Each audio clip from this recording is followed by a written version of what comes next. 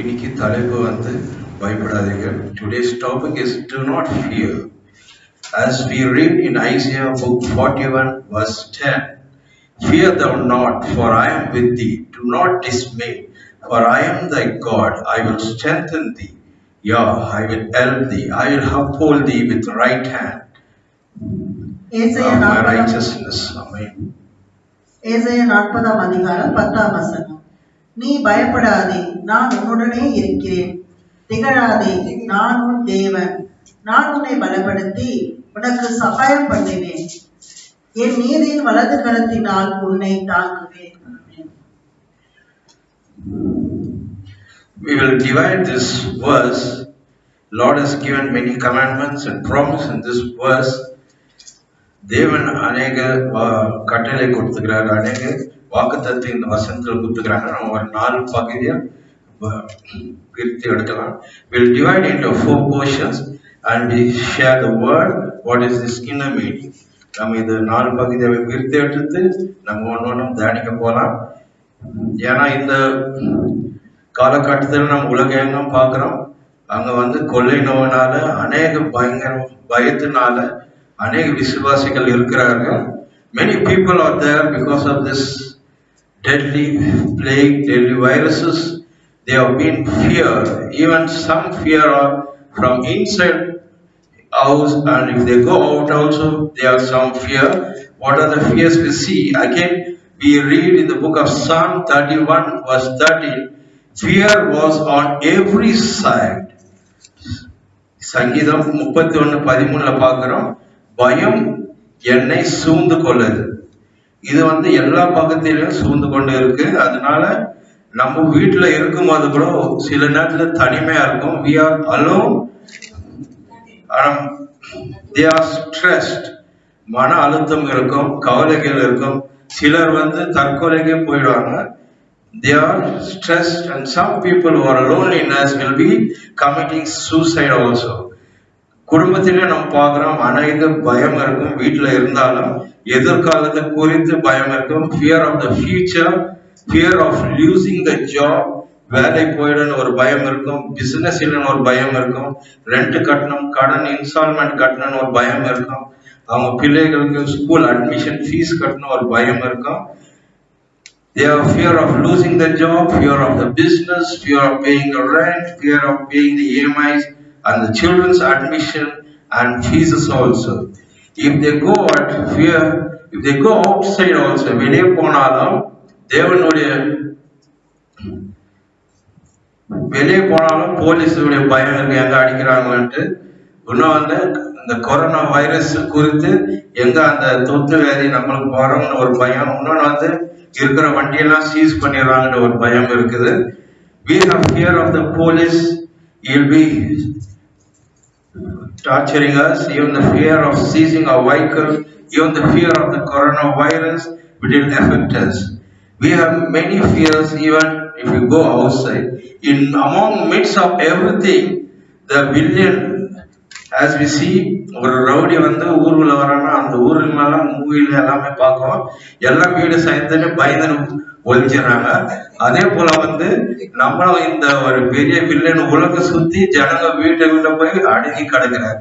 ஆனா அந்த விடுதலை ஆக்குது ஹீரோக்கு. ஹீரோ நம்மளுடைய தேவன் கர்த்தராகிய இயேசு கிறிஸ்து தான் அந்த வில்லனை தவிர்த்து அடித்து நம்மளுக்கு எல்லாம் ஒரு கூட சீக்கிரத்துல ஒரு பெரிய விடுதலை கொடுப்பாரு. அவருக்கு நம்ம காத்து கொண்டு அவருக்கு நம்மளை முழுமையா ஒப்பு கொடுக்கும் போது தான் அப்பா என்ன செய்வாரு, பெரிய அற்புதம் அதை சேர்த்து நம்மளை விடுதலை ஆக்குவார். இது 4 பகுதியில பிரிக்கும் போது, நீ பயப்படாதே, நான் உன்னோடு இருக்கிறேன்ற. fear thou not, for I am with thee. இது ஒரு வாக்குத்தத்தம் கொடுக்கிறாரு. நம்ம வாசிக்கலாம் 2 Timothy 1:7. for God hath not given us the spirit of fear, but of power and of love and of sound mind. 2 தீமோத்தேயு 1 அதிகாரம் 7 வசனம். தேவன் நமக்கு பயமுள்ள ஆவியை கொடாமல் பலமும் அன்பும் தெளிந்த புத்தி உள்ள ஆவியை கொடுத்திருக்கிறார். ஆமென். Amen. Hallelujah. God has not given the fear of spirit, பயத்தின் ஆவியை கொடுக்கல தேவன், நம்மளுக்கு கொடுத்தது தைரியத்தின் பலமும் அன்பும் தெளிந்த புதியோட சவுண்ட் மைண்ட் ஆவிய நமக்கு கொடுத்திருக்கிறாரு. நம்ம அந்த சவுண்ட் மைண்ட் நேரத்தோட யூஸ் பண்ணலாம், பலத்தோட யூஸ் பண்ண தேவனுக்கு நம்மளை ஒப்பு கொடுக்க வேண்டாம். இந்த நம்ம பார்க்கலாம் ஆதியாகமம் 15:1 fear not Abram, I am thy shield and thy exceeding great reward என்று ஆபிரகாம் கொடுத்த வாக்குத்தத்தது மூலமா ஆதியாகமம் 15:1 இந்த காரியங்கள் நடந்த பின்பு கர்த்தருடைய வார்த்தை அபிரகாமுக்கு தரிசனத்திலே உண்டாகி அவர், அபிரகாமே, நீ பயப்படாதே, நான் உனக்கு கேடகமும் உனக்கு மகா பெரிய பலனுமாயிருக்கிறேன் என்றார். ஆபிரகாம் கொடுக்கிற வாக்குத்தத்தத்தை நீ பயப்படாதே, நான் உனக்கு கேடகமும் இருக்கிறேன், மகா பெரிய பலனமும் இருக்கிறேன் என்றார். So we should not be frightened, because in place of Abraham we can put our names. Fear not Solomon, I am thy shield and exceeding great reward. அதுபோல உங்க பேர் அங்க வைத்துக் கொண்டு அப்பா கிட்ட நம்ம அந்த வாக்குத்தத்தத்தை கேட்கலாம். ரெண்டாவது பார்க்கலாம், do not be dismayed, for I am your God. திகழாதீர்கள், நான் உன் தேவன். திகழாதே, நான் உன் தேவன் என்று இது கொடுக்கிறார் இந்த வாக்குத்தத்தம். இது பார்க்கனா அநேக விசுவாசிகள் எப்படி இருக்கிறாங்கன்னா கவலையோட இருக்கிறாங்க. வெளியே போனா விலைவாசி உயர்ந்தது, ரிசெஷன் இருக்கும், எக்கனாமிக் டவுன் ஆகுது, காசுடைய வேல்யூ கம்மியாகுது. People are anxious because of the price rise of the recession of the economy, and the government's steps they are not taking it properly and not helping many people. So people are so worried and tension. We have a promise to it. We see in the book of Philippians 4:6. Do not be anxious about anything, but everything by prayer and petition with thanksgiving present your request to God, and the Lord promises us. பிலிப்பியர் 4:6 நீங்கள் ஒன்றுக்கும் கவலைப்படாமல் எல்லாவற்றையும் குறித்து உங்கள் விண்ணப்பங்களை ஸ்தோத்திரத்தோடு கூடிய ஜெபத்தினாலும் வேண்டுதலினாலும் தேவனுக்கு தெரியப்படுத்துங்கள். அப்பா கொடுத்த வாக்குத்தத்தம் பார்க்கிறோம். நீங்கள் ஒன்றுக்கும் கவலைப்படாமல் எல்லாவற்றையும் குறித்து உங்கள் விண்ணப்பத்தை ஸ்தோத்திரத்தோட கூடிய ஜெபத்தினாலும் வேண்டுதலாலும் தேவனுக்கு தெரியப்படுத்துங்கள். இந்த வாக்குத்தத்த பிரகாரம் நம்ம எந்த வைரஸுக்கும் பயப்படக்கூடாது, எந்த பொருளாதாரத்துக்கும் பயப்படக்கூடாது. ஏன்னா எகிப்துல யூத ஜனத்துக்கும் எகிப்தனுக்கு வித்தியாசம் காட்ட ஜனம் நம் ஒலியின் பிள்ளைகள். தேவன் நம்மளுக்கு ஒலியில எல்லா விதத்தையும் வீட்டுல இருந்தாலும் அப்பா என்ன பண்ணுவாரு, எல்லாத்தையும் சகலத்தையும் ப்ரொவைட் பண்ணுவாரு. அது நீங்க சாட்சியாக அப்பா நமக்கு மகிமைப்பட போல சொல்லுவீங்க. நம்ம வேற ஜபத்தில விண்ணப்பத்தில் வைத்து வெறும் அவருக்கு சொல்றது ஸ்தோத்திரமும் நன்றி சொன்னால் போதும், அப்பா பெரிய பெரிய காரியங்களை செய்வாரு. இன்னொரு வாக்குத்தத்தம் சொல்றாரு, ரோமர் 8:31, if God be for us, who can be against us? ரோமர் 8:31. இவைகளை குறித்து நாம் என்ன சொல்வோம்? தேவன் நம்முடைய பட்சத்தில் இருந்தால் நமக்கு விரோதமாயிருப்பவர் யார்? இந்த வாக்குத்தத்துக்கு அப்பாவுக்கு நன்றி சொல்லலாம். தேவன் நம்மளோட பட்சத்தில் இருக்கார், நமக்கு விரோதமாக எழுப்புவர் யார் என்றார். இது ஒரு பெரிய வாக்குத்தத்து. இன்னொன்னு மூணாவது பகுதி பார்க்கலாம். அதே வருஷத்துல I will strengthen thee, yeah, I will help thee. நான் உன்னை பலப்படுத்தி உனக்கு சகாயம் பண்ணுவேன் என்று ஒரு வாக்குத்தத்தை கொடுக்கிறாரு. நம்ம பலவீனத்துல தேவன் என்ன சொல்றாரு, நம்மளுக்கு ஒரு பெரிய பலனா இருக்கிறாரு. நம்ம ஐசையா 40:30-31 பாக்குறோம். இந்த காலகட்டத்துல அநேக பலவீனம் இருக்கலாம், எல்லாம் வியாதியோட இருக்கலாம், வருத்தத்தோட இருக்கலாம், மருந்துகளும் கிடைக்காது. ஆனா நம்மளுடைய பரிகாரி அவர் தான் நம்மளோட காத்து கொண்டு நம்மளை தொட்டு ஆசீர்வதித்து குணப்பட்ட தேவன் அவரு. even the youth shall faint and be weary, and the young shall utterly fail. But they that wait upon the Lord shall renew their strength. They shall mount up with wings as eagles. They shall and not be weary, and they shall walk and not faint. ஏசாயா 40ஆம் அதிகாரம் 30-31 வசனங்கள். இளைஞர்கள் இளைப்படைந்து சோர்ந்து போவார்கள், வாலிபரும் இடறி விழுவார்கள். கர்த்தருக்கு காத்திருக்கிறவர்களோ புதுபலன் அடைந்து கழுகுகளைப் போல செட்டைகளை அடித்து எழுப்புவார்கள். அவர்கள் ஓடினாலும் இளைப்படையார்கள், நடந்தாலும் சோர்ந்து போவார்கள். Yeah, Lord says the youth will faint and weary, and the young men shall fail. But the wait on the Lord shall renew their strength as eagles. They shall mount up with wings as eagles. They shall not be weary, and they shall walk and not faint. தேவன் நம்மளை பலப்படுத்தும் போது வாலிபரும் young பர்சனை சோர்ந்து போகலாம். ஆனா நம்மளை பலப்படுத்தி ஒரு கழுகு போல நம்மளை என்ன பண்ணுவாரு, சேட்டைக்குள்ள எடுத்து நம்மளை எந்த பிரச்சனை இல்லாத நம்ம நடந்து சோர்ந்து போகாம நம்ம நடந்து போகலாம். ஆமென். யா ஐ வில் ஹெல்ப் தீன்றார், நான் உனக்கு சகாயம் பண்ணுவேன்றாரு. அது ஒரு வாக்குத்தத்தம் தேவன் கொடுக்கிறாரு. நம்மளுக்கு தேவையான நேரத்தில் தேவன் என்ன பண்ணுவாரு, நம்மளை சந்திக்குவாரு. இந்த காலகட்டத்தில் நம்ம நண்பர்கள், ரிலேஷன், ஃபேமிலி மார்கள் எல்லாமே கைவிட்டாலும் தேவன் நம்மளை கை கொடுக்க மாட்டாரு. நம்மளுக்கு உதவி செய்யறேன்னு ஒரு வாக்கு கொடுத்துக்கிறாரு. நம்ம விசுவாசிகள் அப்பா உதவி சேர்ந்து செய்வாரு. ஐசாயா 50:9 பாக்குறோம். Behold, the Lord God will help me. Who is he that shall condemn me? Lo, they all shall next old as a garment. The mouth shall eat them up. ஏசாயா 50ஆம் அதிகாரம் 9ஆம் வசனம். இதோ கர்த்தராகிய ஆண்டவர் எனக்கு துணை செய்கிறார், என்னை ஆக்கினைக்குள்ளாக தீர்க்கிறவன் யார்? இதோ அவர்கள் எல்லோரும் ஒரு வஸ்திரத்தை போல பழசாவார்கள், பொட்டு பூச்சி அவர்களை அரிக்கும். நம்மளுக்கு எதிர வரவங்க என்ன சொல்றாரு, வஸ்திரம் போல பழசாவார், பட்டு பூச்சி பொட்டு பூச்சி அவர்களை அரிக்கும் என்று ஒரு வார்த்தை கொடுக்கிறாரு. ஏன்னா சங்கீதம் 27:10 பாக்குறோம். When my father and my father forsake me, then the Lord will take me up. என் தகப்பனும் என் தாயாரும் என்னை கைவிட்டாலும் கர்த்தர் என்னை சேர்த்து கொள்வார். அவ்வளவு பெரிய வாக்குத்தத்தம் நம் தேவனுக்கு நன்றி சொல்லலாம். ஆமென். 4வது பகுதி பார்க்கலாம். இதுல I will uphold you with the right hand of my righteousness. என் நீதியின் வலது கரத்தில் உன்னை தாங்குவேன் என்று அப்பா சொல்றாரு. மத்திய 14:29-31 பாக்குறோம். பேதுரு, when Peter was seeing Jesus walking on the sea, but he asked, Lord, I will be coming walking also sea and meet you, Lord. When he was walking on the sea, suddenly he turned back because of the sea. He suddenly sank him.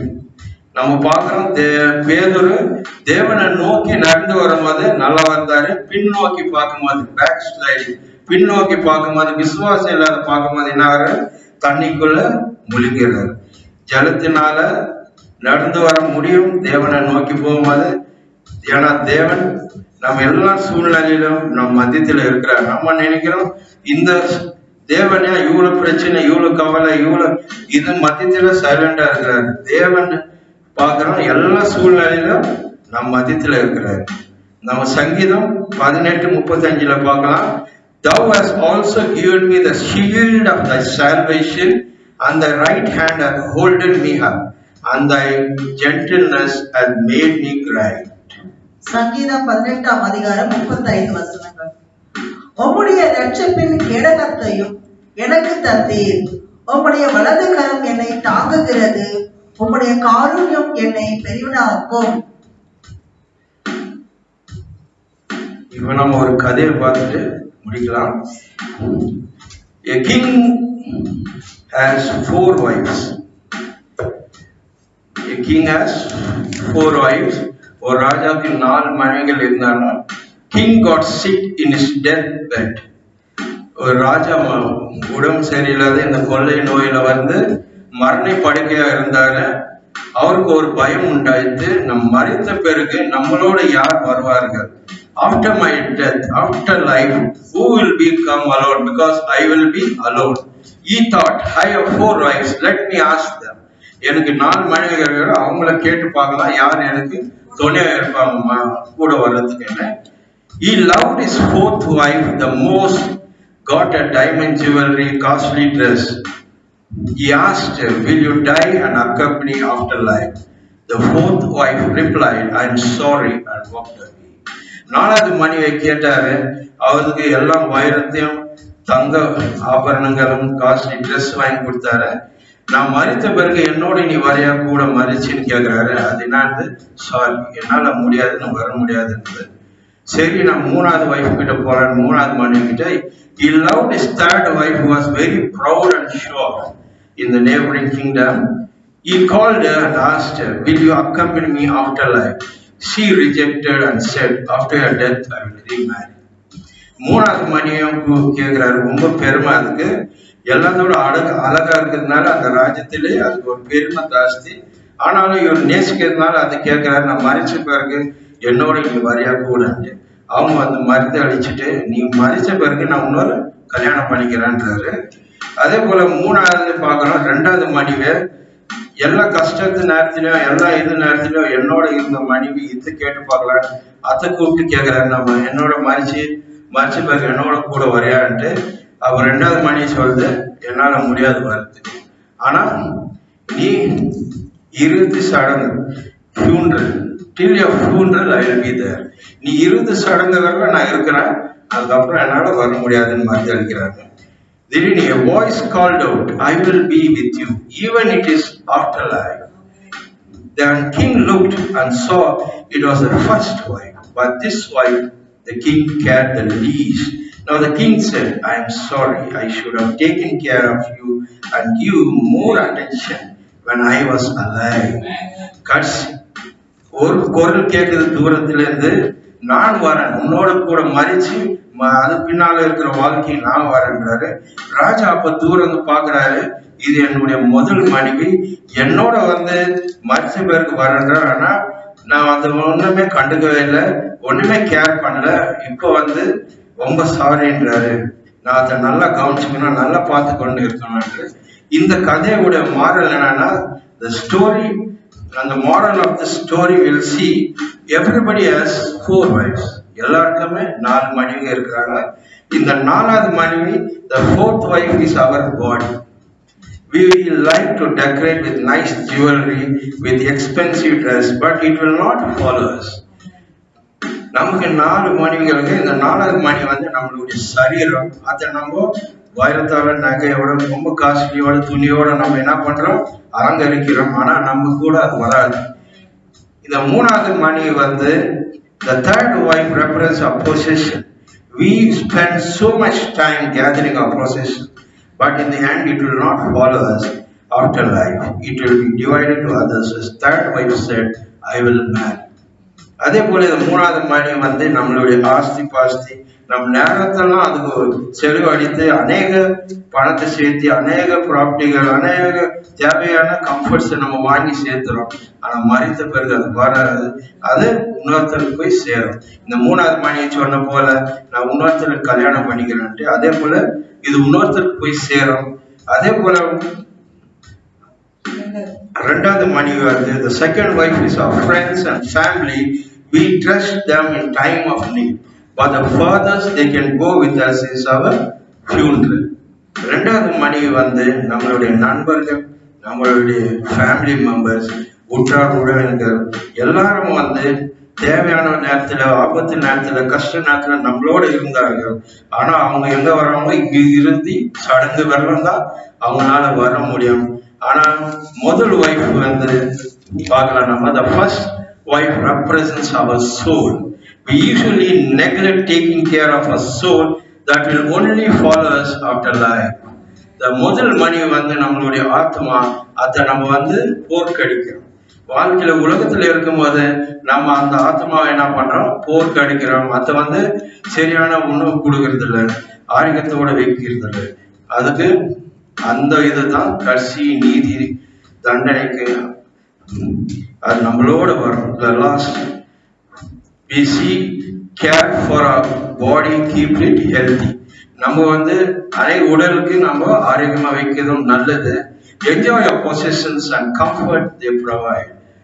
நம்மளுடைய ஆறுதலுக்காக நம்மளுடைய position தான் வைக்கிறதுனால ஒன்றும் தப்பு இல்லை. அதே நேரத்தில் cherish your friends and family for the love they provide. நம்ம நண்பர்களை உற்றார்களை நம்ம சந்தோஷமா வைக்கிறதுனால ஒன்றும் தப்பு இல்லை. But don't forget to take care of your soul, nourish your soul. அதே நேரத்துல நம்ம ஆத்மா வந்து மறக்க கூடாது. அந்த ஆத்மாக்கும் உடலுக்கு எப்படி உணவு கொடுக்குறோமோ அதுக்கும் உடலை கொடுத்து நம்ம பலப்படுத்தணும். அதனால நம்ம நேரத்தை ஒதுக்க வேண்டிய take time to praise and worship. அந்த நேரத்துல நம்ம தேவனை துதிக்கலாம், ஸ்தோத்திரிக்கலாம்.